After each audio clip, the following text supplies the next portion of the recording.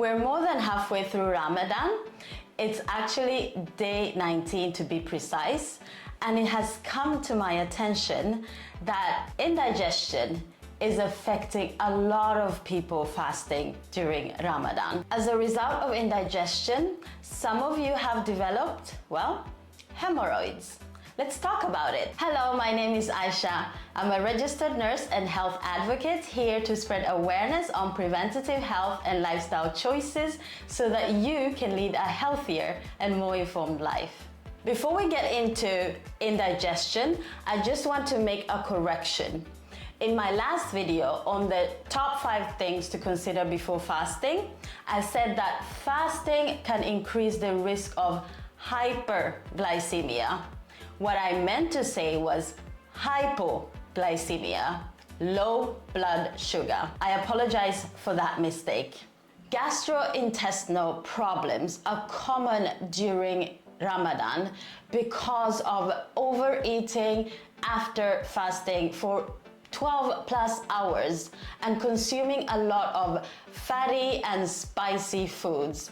This can lead to indigestion, acid refluxes, bloating, and also constipation. The complaints I've heard about have been about acid reflux, a burning sensation around your chest area, which we also call a heartburn, after meals and also while lying down.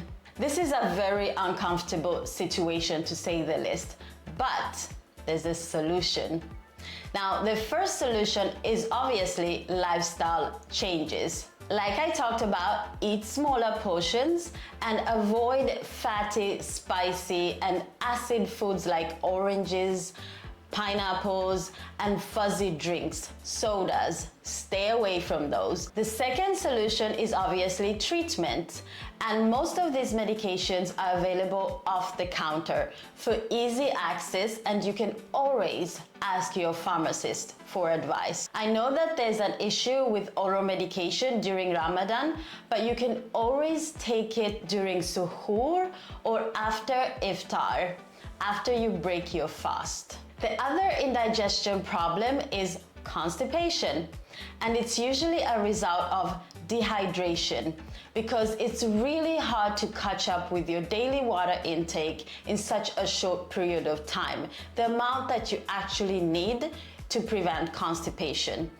Many of you are also eating a lot of high fiber foods to prevent constipation, but high fiber intake without enough water is going to have the opposite effect: constipation. So in my little group session, there's been discussions about the result of constipation, which is very, very unpleasant. Now, I want to keep this as halal as I can, so I hope that I don't offend anybody. And if I do, I apologize.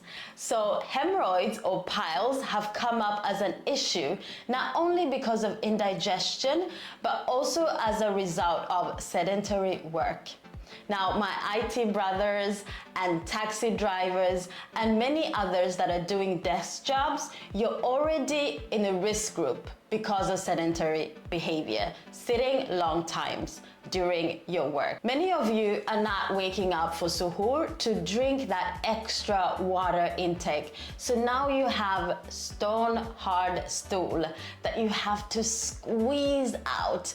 And the result, well, hemorrhoids. So hemorrhoids are swollen and inflamed veins around your rectum area because of increased pressure from the squeezing out that really hard stool. These are usually on the inside of the rectum, but also on the outside, and sometimes both. They're usually very painful with a burning sensation, so you have a hard time sitting, and you might even notice that they bleed if you don't do something about it.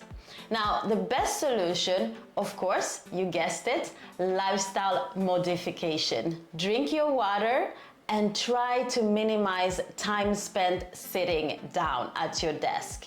Stand up at your desk and take your lunch break walks to prevent getting hemorrhoids. Now, if you already have them, the other solution obviously is treatment. The first treatment option is off-the-counter medication before you go to your doctors for consultation. The best thing is to treat both the inside and outside of the rectum. You will have to get suppositories for the inside and a topical cream for the outside. That is how you can treat both sides. Now ask your pharmacist for advice. Also, give it time. It takes usually 7 to 10 days for them to heal. You also have to make sure that your stool is soft, so you don't have to squeeze it out while using the bathroom. Also ask your pharmacist for this solution. The good news is that treatment with suppositories is allowed, also the topical cream, even if you're fasting, because it's not oral medication.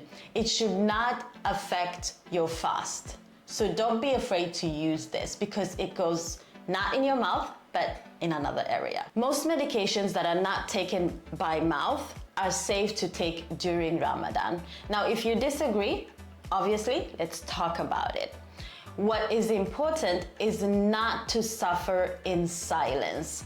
This is a common condition and it is preventable and also treatable. That's all from me. Now I want to hear from you. What health issues have you come across during Ramadan and how have you solved them? Please do not forget to subscribe, share, and comment on this video. And I'll see you in my next video. Thank you so much for watching.